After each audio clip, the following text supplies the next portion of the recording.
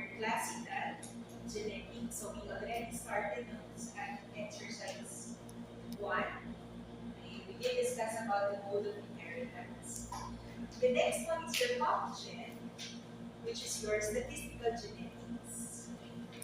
And in PopGen, we have the application of human genetics in a wider population. So, the example natin sa human genetics is exercise 1 natin, animal, mga individual animals, individual animals. But if it's population genetics, we are going to use median genetics in the perspective of animal populations.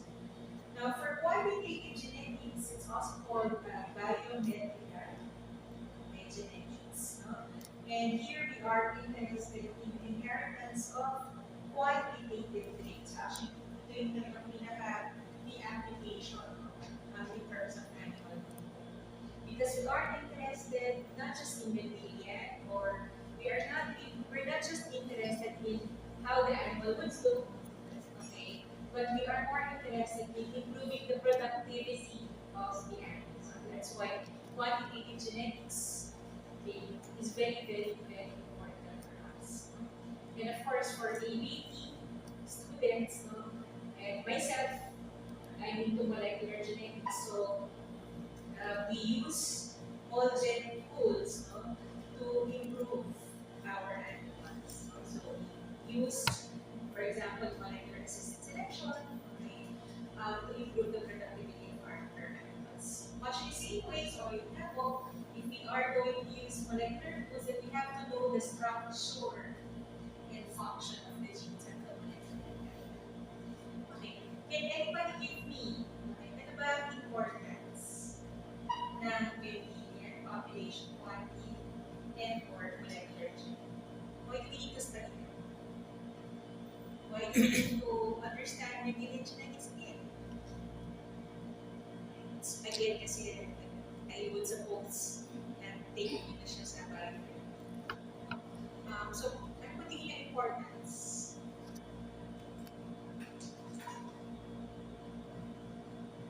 Ano bang importance ng learning or understanding median genetics function?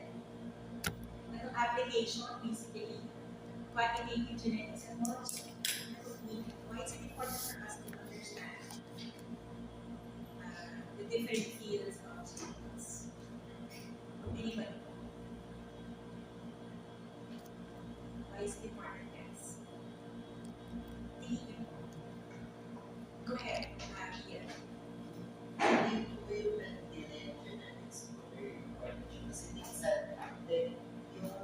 Yung ating farmers, hindi naman gusto specific ng gusto pag-identify ng city. So dapat advancements. So pag na-understand natin yung simple concepts ng genetics, ma-follow natin yung model of inheritance. Usually yung ano naman yun, natataling is yung qualitative traits. Balik, sa color, Yeah, okay. So we would know the mode of inheritance. We have a concept of how simple traits are inherited. And basically, it will be instead later following fields. So actually, yung sabi ni Miguel, we know the modes of inheritance. We need that. We need those information or knowledge because it will be the basis for the success. It will be the basis for our function, even our quantitative genetics. So, alam natin yung mode of inheritance, alam natin yung gene action, alam natin if there's dominance, and we could apply actually the concept of dominance even at a larger scale. Malalaman nyo yan later on as we move through or as we progress, of course. Okay. Now, function, okay, this is usually related to the inheritance of qualitative traits. So, critical down from net linear to function. Okay. And inheritance of qualitative traits at the population level. Okay. And these are influenced by a smaller number of genes. Smaller number of genes. So why do we need to study function? No? Because in function, later on, yung would understand how certain characters are fixed, okay, and how certain characters can be eliminated from the population. Okay, so fixation versus variation of characteristics, and even elimination of deleterious genes.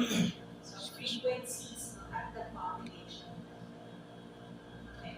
So why now is quantitative genetics important, or the biometrical genetics? Basically, we have to understand quantitative genetics because we wanted to ano, increase the response to selection of economically important traits. And these economically important traits would have monetary value if you improve them. Okay? So, comparing the productivity, yung performance ng animals, mas may monetary value siya as compared to when you improve the qualitative traits of the animal. Of course, maganda rin naman na maganda yung habit physically, no? But more importantly, maganda po, mas maganda if they are good. So, that's where quantitative genetics will be. Of course, you have your mulgen, okay, because your molecular genetics will be the mulgen tools would improve accuracy. EITs. How? EITs. How can your mulgen tools improve accuracies?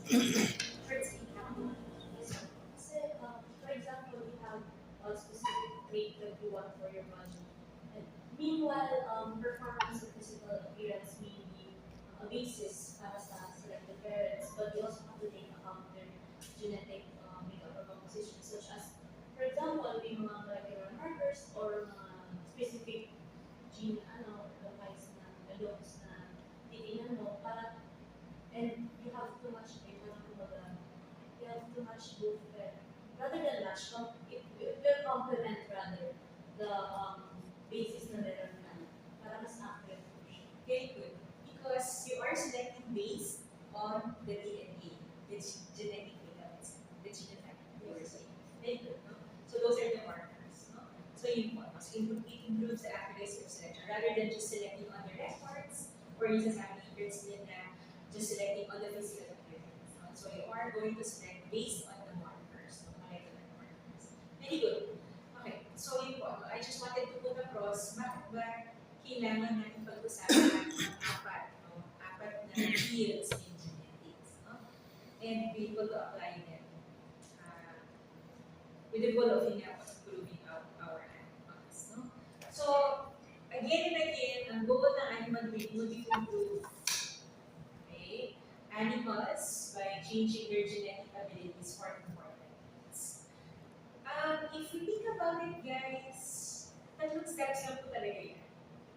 If you just think about it. No? How do we improve? First, we have to have animal performance records. Okay? Tama po ba that we cannot improve something that we cannot measure? How can we say that nag-improve ang average daily gain ng hayop? Okay? Or gumagana performance if we do not have any records? Am I making sense? Okay, so we cannot improve something that we cannot measure or we cannot measure. So we have animal performance records. Part of the records rin naman po would be the phenotype. I mean, the morphological characteristics. No? Kasi, for example, in our case in Gerard, we do not select animals that would have off colors. So we take down the records na, okay, plumage can be ganito. So we also take note of the physical appearance of them. But yun nga po, if we take note, then we record. Now, if you have records, then it will be easy for you to select. So that will be the second step. Okay? The second step would be maximize the probability of selecting the best animals specifically within the breed. Okay, so selection happens within a breed. This is already genetically proven. Tama po ba? When you're asked how do we attain genetic improvement? Dalawang bagay lang po yan. We attain genetic improvement via selection. And the next one would be via implementing the appropriate breeding system. Particularly, we exploit differences between breeds. And when we say between breeds, then that would be crossbreeding. No? So two ways again to attain genetic improvement would be via selection, okay, and via crossbreeding. But of course, hindi ka makakapag-crossbreed kung wala kang mga purified or purebred antigens. So that's why number 2 is very important. No? So, may records ka, magse-select ka within the breed. Okay? You could go into pure breeding or straight breeding as we call it. Okay? Or you could also maximize heterosis. Okay? Or through heterosis, the differences between the breeds. So, yun po. Do we have any questions? Do we have any clarifications? Wala na po. Okay. So what would be the activities of animal breeders? So let me just give you an example. Meron tayong 1, 2, 3, 4, 5, 5 lang po. Limang steers. And we have the corresponding records. 15 kilogram. We have 15, 307, 308, 294, and 287. Now, okay, face value, ano po siya ng PPD? Just by looking at this, hindi mo lang pansin. Ito lang mo lang. Sino kaya PPD niya sa 315. right? Because it would be the evidence. Right? Okay, so in animal breeding, I want you to remember a simple rule. If you want to know your advantage over the others, it's always relative to the mean. How far are you from the average? How far are you from the average? What is your advantage over the average population? So if you think about it this way, you graduate this year or 2 years from now, how far are you from the average of the graduating class? Okay, so some of you would be very, very far, such that some of you, or probably all of you, would be having honors. So you are, if you try to match the normal distribution curve, nandun ka sa right next bar. Okay? You are better than the average. Tama ba? Okay? So important. Pero dito po sa hayop, we have to remember how far are they relative to the average. Okay, so here, the average is 300 kilograms. Let's assume the average is 300 kilograms. Okay. So if we say that the first animal would have an advantage of 50 kilos, relative to the average. Okay, 7, 3, negative 6, even negative 3. Okay. Now, gusto natin ma-digest yung advantage ba, yung galing ba niya, yung merit ba niya. Okay? Is it due to genetics or is it due to the environment? Okay, so part of our duty or our job would be to determine the variation that you see, guys, in the post. Determine the variation among animals that is due to genetics. And because we're able to separate the effects of the environment with the effects of the genetics, then you would be able to rank your animals based on the breeding value. By the way, guys, nakakano ko sa ating Google Classroom. So, the whole habits, the whole morning, dapat tayong internet sa animals. So, I was only able to upload and create a Google Classroom. Sobrang pain. But just in case, for your information, the first part of our lectures, it's already, the PowerPoint material is already there. Sige po. So, yun po. Again, it's important. Our job would be to determine variation among animals with genetics and be able to rank them based on the breeding value. Okay. So in 15 na yun, actually, animal breeders, we would be able to decipher which one is for genetic solution for that environment. Okay? So here, kung mapansin nyo yung 15, advantage ng 15, majority of which would be because of the environment. What do I mean? Or how does it happen? Possibly siya ay mas maganda compared to sa 287. Okay, so may mga advantages, no? May mga advantages yung, syempre, mas matanda siya, so mas mabigat siya. Does it make sense?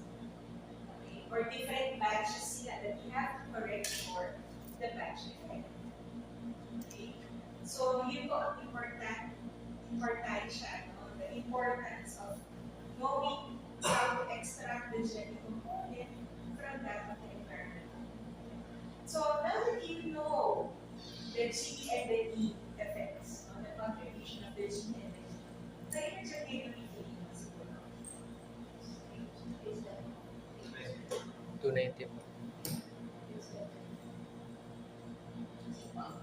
Page 07? Page 07. Even if si 294 is last week, right? Kasi dito, purely ang contribution, okay, ng advantage nyo over the over the mean, or the average, or average of the population, would be purely coming from the genetic. Okay, so possibly ito, 294 siya, mataas yung genetic component niya, but possibly siya iba na, or something like that. So there's a negative effect. Mas malaki yung negative effect, okay, on the environment compared to that of the genetic. So yun po, no? So those are the first two activities of an animal. The third one would be, as animal breeders, we should be able to measure kung tapos may or predict genetic progress. Okay, so when you say progress, ano ibig sabihin ng progress? Kumakasenso ka, gumagaling na, diba? So, the performance of the animal is getting better. Tama ko ba? Okay. So, progress, so we're talking of through time. Okay, so 1958 to 1998, we will see there's an increase in the particular day. No? Okay, so I think this is milk production. And yeah, well, you would be able to say now, okay, this is the difference between them. Okay, so you'll be able to measure and predict genetic progress. So basically, if you think about it, simple lang siya. You're just going to monitor through time and then compare, okay, the mean of your herd as time goes by. If you think about it, parang simple lang siya. The fourth and the fifth, you have to organize the recording and testing program. Okay, remember, this is mga ways for us to meet the goal of genetic improvement will be to keep records. So as animal breeders, we have to organize recording and testing program. Number 5, we should be able to provide the results of our testing program to the industry service their needs. So I'm just giving you an example here, no? So this is in cattle, but then you also have breeders' cattle for pigs. So we provide information. Ito po yung baka, bilis ng semilla, pamimilis na. Para kung shop your desire yan, and you get to select the best ones. So you have all this information, okay, time, monitoring, production, okay, etc. So it's really, so these are the outputs that we provide to the industry. Okay. So we have any questions? Activities namin as animal breeders. Do we have any questions? Proceed now to a little bit of the historical developments of the animal genetics. So, who's who muna? So, Mendelian genetics, who's who? I'm sure kilala niyo na po si Gregor Mendel. Actually, Gregor Mendel Mendel was supposed to be a farmer. So dahil sa lagi namang farmers, but he intended to be a teacher. And then ito nga sabi sa plus one. He was supposed to be a farmer. He intended to be a teacher. He turned out to be a priest. But while he's a priest, he turned out to be a researcher. Okay. And later on, became the world's one of the world's great scientists associated with genetics. So from farmer, may gusto ng teacher, pero nagpare, which is something like Mr. Lawson says, and nag-research siya. Kaya research science. Okay. So he did present his work at the, I don't know how to pronounce it, BRNO actually, BRNO Society, okay, for Natural History, and it was in March 1865. So parang convention, nag-present siya. And the publishing paper niya, research on plant hybrids in 1866. So that was a year after. Okay. So kahit 1866 yung mga publications na po. So he did experiment on garden peas. Okay. And finally, because of his experiments, and he did formulate the laws of fertility inheritance in 1866.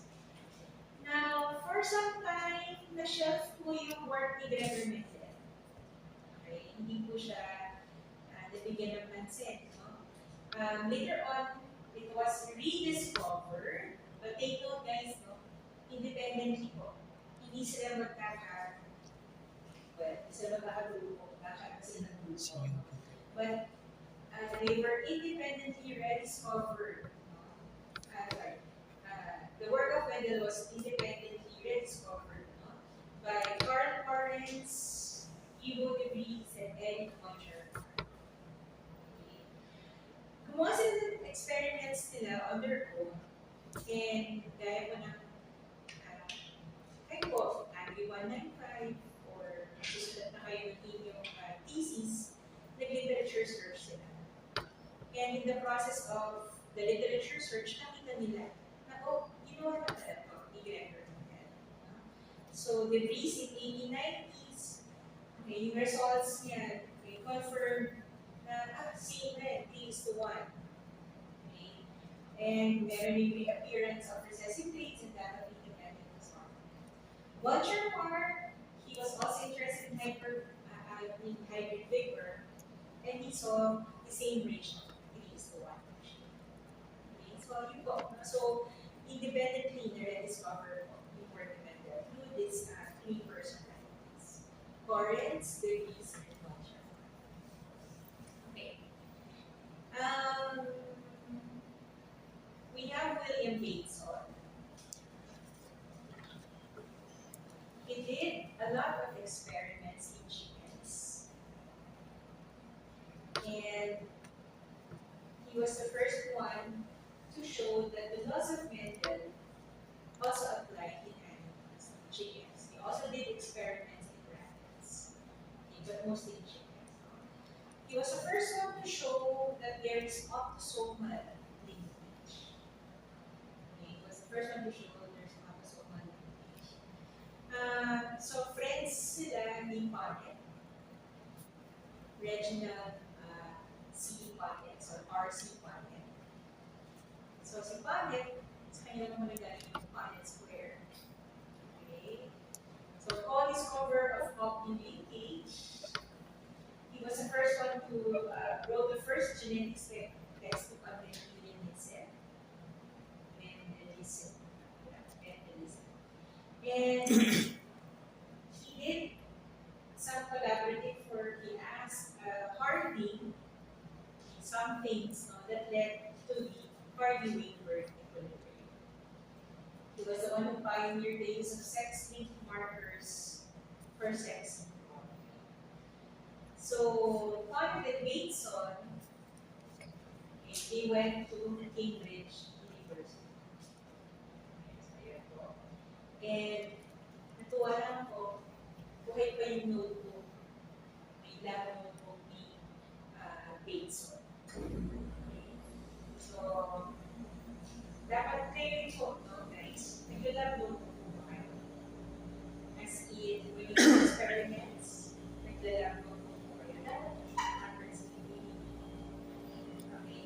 it's a practice. When I was doing my PhD, lab notebooks yung kami lahat. And even may witness pa doon, pati si supervisor ko na meron din sa lab notebook. Ako may nakin, may witness, tawag si supervisor. And that's how important the lab is. Because parang siya importante. Pwede kasi siya simulan na discovery. Okay? So you have to keep your lab notebooks. So anyway, so yung po, lab notebook and 1890. So yun po. Do you like faculty members who like Cambridge University? Sir. Pero kayo si Sir Isabel. Yes, si Bardo Sandoval. If I'm not also mistaken, si Sir Emma Bernardo. So that's po. I'm not sure about the others, but sila lang yung kilala ko. We also have once again, but then it's not here anymore. Okay. The next one will be Wilhelm Johansen. So he coined the terms genotype and genotype. So nung time ni Mendel, the gene was still one particularly inheritance in Arab. But then during the time of Johansen, sabi niya, let's change that. So genos, gene, coming from genos, meaning birth. Instead of the living factors of the genotype, we know that it's the outward appearance, maybe the physical appearance or performance, and the genotype would be the genetic makeup, genetic traits. Because si Johansen, nakita niyo po yung how? It's a diagram. Well, Ano po diagram? Or picture you have. It's the one. Nakita niyo sa statistics. But very important also. Ano po siya? well, It's a histogram of is the it's like a bell-shaped curve of normal distribution. Tama po ba? Tama. Okay, nasa po dyan yung mean, guys. sa gitna. Yun, Nasa po dyan yung mean. gitna po. So yung pinakamataas, yung mga matataas na frequencies sa gitna, right? Tama ba? Pinakamataas na frequency. Okay, nasaan po dyan? Hindi natin imagine. Nasaan po dyan yung mga cum laudes? Right. Nandito sila. Okay, tama ba? And of course, those that are graduating late for some because of some circumstances that they are in. Okay. So again, how far are you relatives? Gawin na dito o gawin na dito. Okay. So yun po, no? So that's Wilhelm Johansen. We also have Harvey and Weinberg. I'm sure you have heard about them in many of your courses for ABT and advisor. So Harvey was an English mathematician. Weinberg was a German physician. Okay. In 1908, they postulated the Harvey-Weinberg law. If you remember the Harvey-Weinberg law, if there are no forces acting on the population, if you remember that, and we forces together. No selection, no migration, no mutation. And it's a large population that's randomly maintained. It's like an ideal population. Then your gene and genetic frequencies would be static or would just be the same over the generations. So it's basically the Harvey-Weinberg law will be describing a non-model, not HO, a non-model for population genetics. Relative to this static or not evolving population, okay, that's a non-model. How good is your population? Think about that. In comparison to the non-model.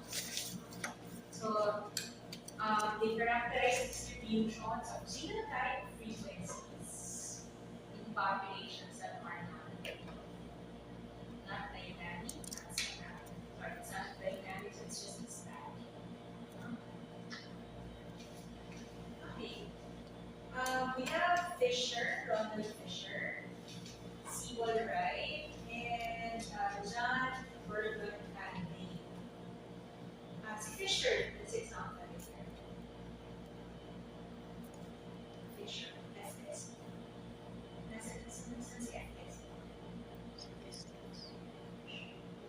Fisher, F6.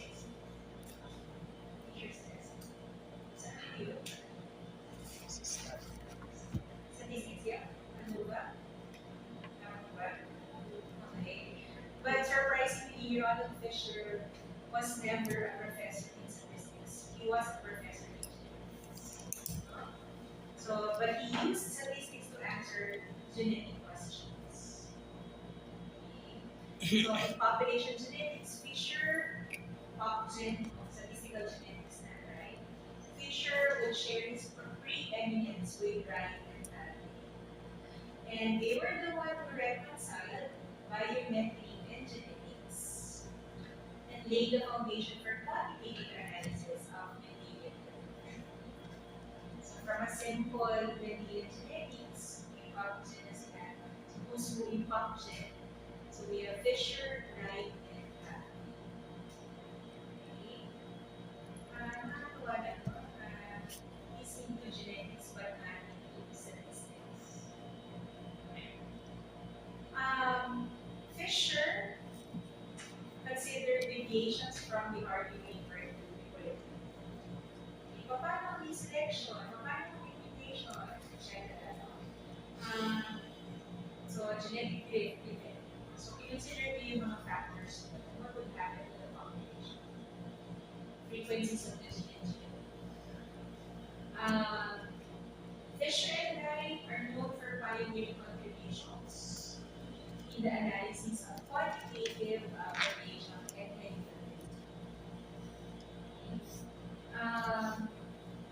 If you remember at 21,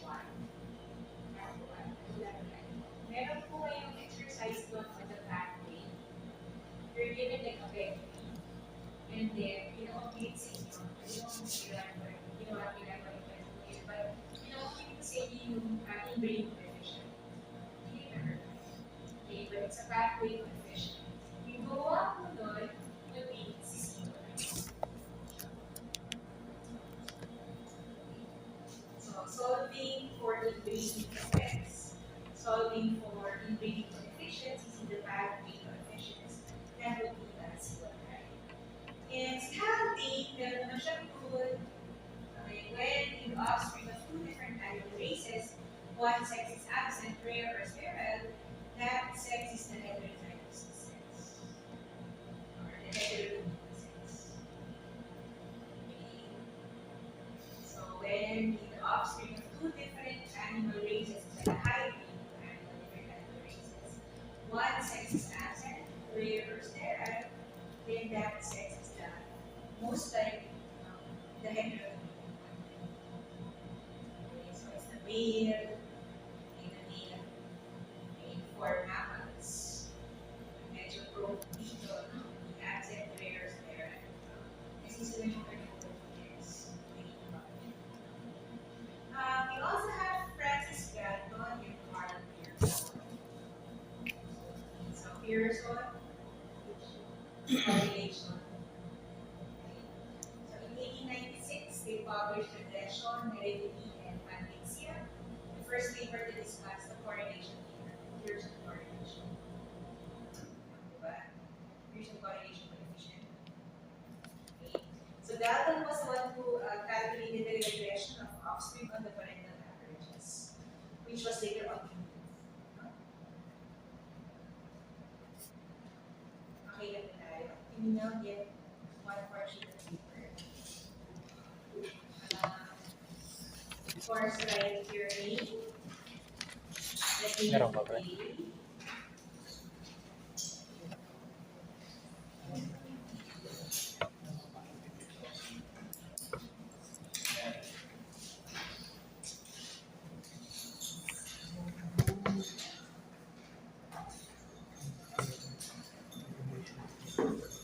Hingi ako. Hingi na rin ako.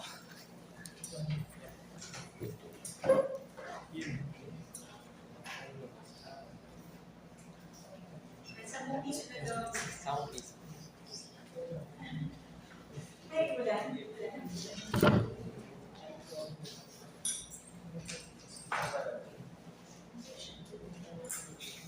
May bibigay.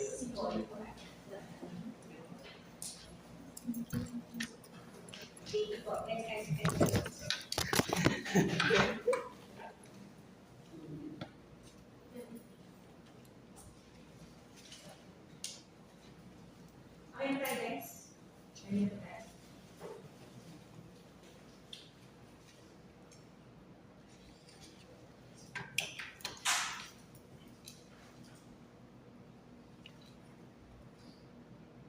For number one, we need to see the keyword. Keywords.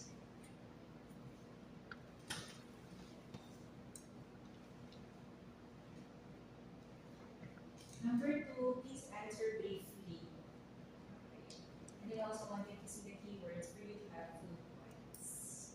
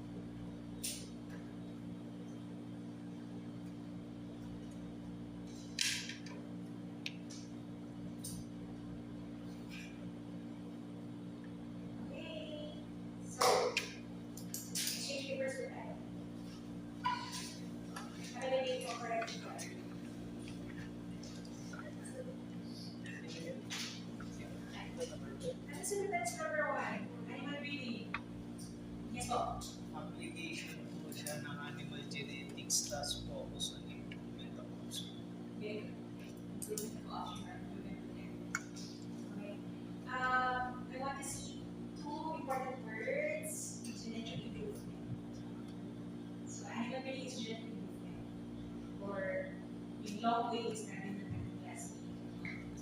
Okay. You decide guys, I'll pre-check it. Pero sana maganda yung decision nyo. Number 2 guys, why is it important to take the lessons for 2 points? For 3 points, why is it important for us to separate environmental effects with that of the genetics? Bakit mo siya protect? Why is it important for us to separate? So one of our duties will be able to now determine the genetic variation. Pero bakit mo protect siya? Why is it important guys? Sige po, Yung masagot ko po dyan, para po malaman kung ano yung kung gaano siya ka-far sa average niya. yan siya, far sa average. Okay. Pwede naman. Anyway. Sige po, go guys. Pero Para po malaman kung alin po sa mga genetically superior regardless of environment or external factors. yes. So we wanted to know which one's the genetically superior animal. Now, okay. And yeah. So, gusto ko yung environmental effects. Parang ano siya, pwede natin siyang pag-aaral kung yung eating skills, gano'n. Kasi di ba kanina yung example, yung environment sa maraming tapos sa environmental effects, naging ano rin, super naging super lang yung minus. So parang missed opportunity. So kung papalitan natin yung maraming environmental effects na kaya natin palitan para maging Okay, for me, to compare between animals in the same given the same environment. So, what do you control the environment? Sige po. First, check it out muna guys ha. Sa video, go and check. Hence, those who will inherit the genetic components from a selected parent as regarded sa staff. Okay. And then selection. Okay, so we really do that. So, guys, sabi ko, we do that because we want to identify the genetically superior animal. If we were able to identify the rank the animals, and then select the animals. So, maganda yung mga keywords na yung makikita natin. Genetically superior, rank, selection. Okay. But give points muna, no? And then we don't want to make the final check. Number 3, sino po yung who was the first one to show that William must apply to? Sige po. William Bates. William Bateson. Okay. William Bateson. To what? Chicken. To chickens. Sabihin ko minsan sa mga rabbits. Sige po. Check ko na rin. So rabbits, but it's actually more of the chicken. So the Hardy-Weinstein law shows the distribution of genetic frequencies in a static or non population. Okay, static, hindi siya dynamic, no? Static or null population. And who developed back coefficient of continuity? We have C1, right? And right now, I don't have a point of here. Right. Sige po guys, have a nice weekend. Sabi na lang ako, I'll see you on Wednesday. Thank you po. Enjoy your families.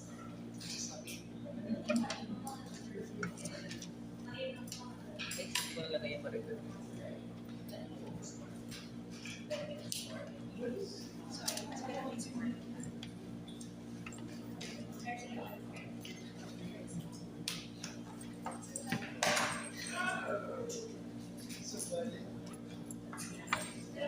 Kanina eh.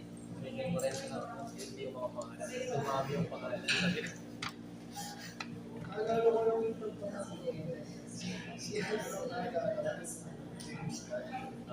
Si Halby. Yung ano, lala ko kasi William Bateson. Hindi ko pa yung mga over na din. Hindi ako natin eh. 3 points. 2 points. Yung 10 points siya.